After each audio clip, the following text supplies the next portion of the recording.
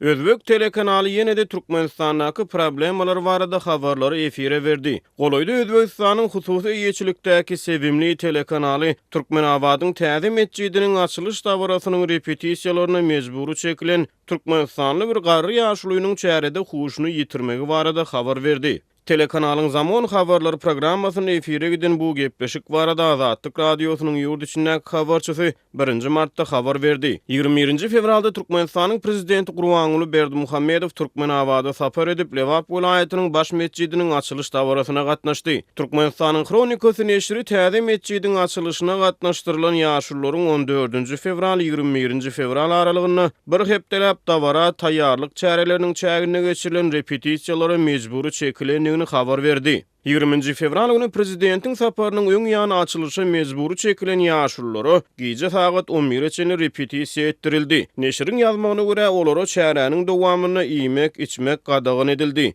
Dawara mejburi çekilen gartaşan raýatlaryň hataryndan süýji keselli bir ýaşuly repetisiýalaryň depkine çydaman huşuny ýitiripdir. Bu habara salgylanyp Özbek sevimli kanalynyň Zaman habarlary gepleşigini mescidiň açylış dawrasynyň repetisiýalaryna Türkmenistanly ýaşulynyň huşuny ýitirmegi barada maglumat berildi. Özbek hususy kanallary Türkmenistany tanqid edýän habarlaryny köpeltdi. Sevimli telekanaly geçen hepde Berdimuhammedowyň Lewapdaky mescid açylışyna çäre gatnaşan bir garry adamyň huşundan gidip saglyk problemasynyň döremegi, resmiýetiň ol gartaşan raýata ýardam bermänligi barada habar berdi diýip Azatlyk radiosynyň habarçysy aýtdy. Türkmen prezidentiniň Türkmenabada eden saparynyň öň ýany Lewabyň administrativ merkezine prezidentiň saparyny güýçlü depgine taýýarlyk görüldi. Özbegistanyň hususy ýeçilikdäki sevimli telekanaly mundan ozal hem türkmen häkimetleriniň göwnünden turmajak habarlary bilen üns çekipdi.